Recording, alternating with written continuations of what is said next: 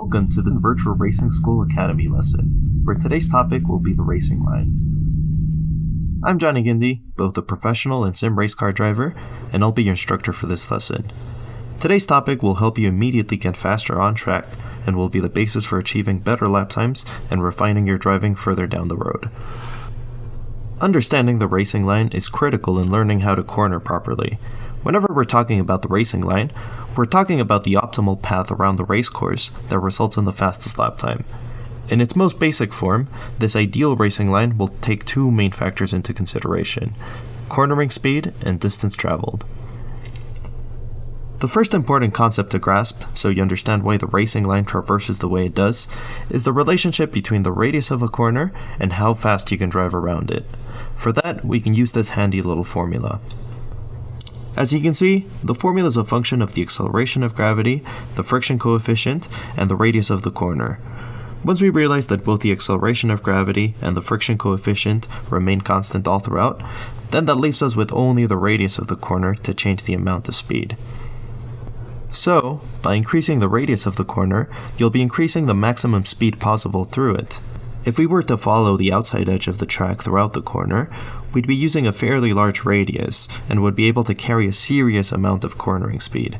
This, however, isn't the fastest approach in terms of lap time, because following the outside edge of the track also has you covering the longest possible distance around the corner. The opposite approach would be to sacrifice speed for a shorter distance by staying on the inside of the track throughout the entire corner.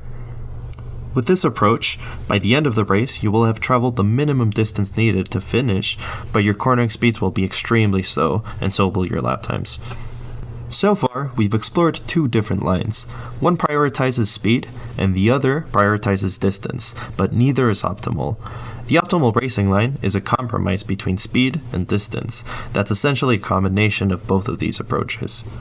On the actual racing line, you'll start off at the outside edge of the track as you turn into the corner, intersect the inside edge of the track throughout the middle part of the corner, before you finally return to the outside of the track as you exit the turn. With this approach, you essentially get the best of both worlds, since you'll be driving the largest possible radius through the corner, which maximizes speed, while at the same time also traveling a way shorter distance than the theoretical line that had us following the outside edge of the track. This, however, is not the ideal racing line. It is only the geometrically ideal racing line. The actual racing line will consider additional factors, like corner context, capabilities of the car, track rubber, and track banking. Corner context refers to what comes before and after the corner, as this will have a huge say in how to best approach the turn, and what the ideal racing line will ultimately look like. For example, if you're looking at a right-hander that leads onto a left-hander immediately afterwards, you don't quite want to use the full width of the track exiting the first corner, because that would put you out of position for the next corner in the sequence, forcing you to slow down way too much to be able to drive through it. Corner context also looks at the length of the straight that comes immediately after the corner. La Source, or Turn 1 in Spa, for example, is a corner that leads onto the longest straight of the entire track, which obviously places a huge emphasis on getting a good exit. On corners like these, you're generally not going to turn in where you usually do, or get back onto the throttle where you usually do. Instead, you'll want to turn in slightly later, hit the apex later, and get back onto the throttle earlier to maximize speed down the straight. If, however, we have a corner with an extremely short straight after it, then we'll approach it in a completely different way, as we are way less concerned about the exit speed and are instead looking to maximize entry speed. Turn 8 at Suzuka is a great example of this type of corner, as it's a right-hander with a very short straight preceding it before we get to another right-hander almost immediately afterwards. For this particular example, we want to essentially do the exact opposite of what we were doing at La Source and Spa, by turning in earlier, apexing earlier, and getting back onto the throttle later. By turning in earlier, the radius of the corner, at least on the entry face of it, will be larger, and we'll be able to carry way more speed on entry to make up time early on in the corner. This approach means that we won't be able to get back onto the throttle and pick up as much speed on exit as before, but in the end, it's still the fastest compromise, since we weren't really going to gain very much time on exit anyways. So, As you can see, the context of each corner matters a lot in determining the ideal racing line.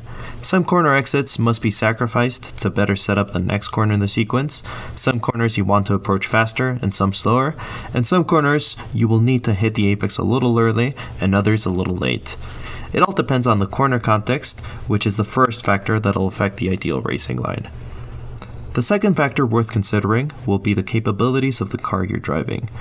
This is really important because how you attack any corner is massively influenced by what your car is good at and what it's not so good at. Even if we're talking about the exact same corner at the exact same track with the exact same weather, you're going to be approaching that corner very differently depending on what type of car you're driving.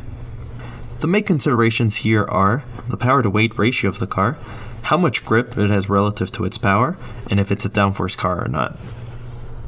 If we take a simple constant radius corner like turn 1 at Road America as an example, we'll find out that in a really low powered car like the Skip Barber Formula 2000, you don't really care that much about getting back onto the throttle really early, because in that car, you're not going to be getting a lot of acceleration coming out of the corner anyways. Getting back onto the throttle half a second earlier isn't going to make a huge difference in terms of speed by the time you get to the end of the straight, which means it's better to turn in earlier and carry more entry speed into the corner instead. Meanwhile, if you're driving a more powerful GT car like the Porsche GT3 Cup, getting back onto the throttle that half second earlier is going to make a huge difference to your top speed at the end of the straight. So, in the Skip Barber, you're prioritizing entry speed and trying to maintain a lot of momentum going into the corner, whereas in the Porsche GT3 Cup, you'll be turning in a little bit later, slowing the car down just a tiny bit more than you think you have to, so you can instead prioritize how early you get back onto the throttle to maximize your exit speed. Finally, if you're driving a car with a respectable power to weight ratio, but also a decent amount of downforce like the Dallara Formula 3 car, then you will need to take a somewhat similar approach to what was needed with the very low powered cars, where you favor entry speed and seek to keep your momentum up through the corner. In downforce cars, the more speed you can carry into a corner, the more air is going to be flowing over your front and rear wings, thus generating a lot of additional downforce. Because more downforce equals more grip, you can approach corners faster and still maintain traction, which is why in a high downforce car, you sometimes adapt a similar driving style to what you would use in a very low powered car like the MX-5 or Skip Barber. Along with the capabilities of the car, you also have to consider just how much grip you have available relative to the power of the car. In GT cars, for example, you're typically going to be struggling for traction a lot more than you are in a Skip Barber. In the Skip Barber, you can just smash the throttle and forget about it. You don't have to worry about traction, which means that sometimes you can come out of a corner full throttle with a lot of steering input. You don't need to worry that much about squaring off the corner and making the exit as straight as possible. Whereas, in a GT car, you really want to square off the corner so that you can get back onto the throttle with the steering wheel as straight as possible to maximize traction. That's going to be a really big difference between the geometric racing line and the ideal racing line. In the end, it all comes down to understanding the car you're driving and how to adapt your driving style to get the most out of it. Now that you understand the context of corners and you have taken into consideration your car's capabilities too, let's now talk about the last two factors that'll affect the ideal racing line. First, let's talk about track rubber. As you know, when cars drive around a track over and over again, they'll be leaving behind a little bit of rubber on the track surface each time, until eventually, that rubbered-in line becomes way more grippy than the rest of the track around it, assuming that track conditions remain dry. Most of the time, this rubbered-in line is exactly where you would expect it to be, since it's ultimately down to which part of the track gets driven over most frequently by the rest of the drivers, so you don't typically need to think too much about this on the simulator. Well, until the day we do eventually get rain driving, that is. And finally, we've got banking. If you look very closely and get your protractors out, you'll notice that nearly every corner at every track has at least a little bit of banking for drainage purposes, and also to help you corner a little bit quicker. Some corners, however, have a substantial amount of banking, and typically also have a steeper and steeper angle the closer you get to the inside of the course, to the point that you might have to adapt your racing line to fully exploit the banking and all of the extra grip that you get from it. In these types of corners, you generally want to get onto that banked part of the track a little earlier and can afford to carry a lot more entry speed because you're going to have way more compression in the car and way more grip being on that surface for as long as possible. So you really want to exploit that fully. So those are the 4 factors that will determine the ideal racing line and will make it different from the geometric racing line.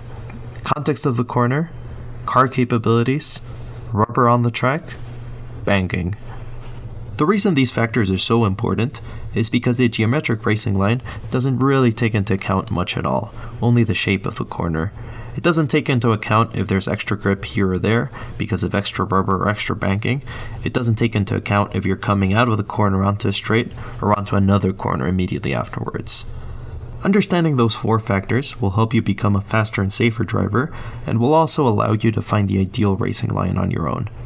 Adopting them will drop your lap time substantially, help you learn new tracks quickly, boost your consistency, and ultimately help you win more races. Now that you have all the tools to find the ideal racing line at any track you choose to drive, I'll let you in on a great resource that I use daily to learn new tracks and analyze telemetry to improve my driving. It's the VRS software at virtualracingschool.com. The software records your driving telemetry in real time, and the easy-to-use analysis tools can show you everything you need to know about your driving and potential improvement opportunities. Each official iRacing series has weekly tutorial videos from literally the world's fastest drivers on iRacing to unveil the secrets behind being fast at every car and track combo, along with detailed telemetry so you can compare your driving to theirs. Setups are also provided to save you even more time and enable you to focus on improving your driving technique instead. After this lesson, you can now go out on track and try to find the ideal racing line based on what you now know. And then, compare what you're doing to what the coach is doing using the VRS analysis software. That's where you'll find improvements one corner at a time and save hours, days, and months of trial and error trying to figure out how to be quick. I hope you've enjoyed this lesson on the racing line and cornering. And remember, practicing good technique from the get-go is how you get better and faster in the most efficient way possible. So get out on track to practice what you've learned and be sure to use the tools that VRS has available for you. Have fun and see you on the track.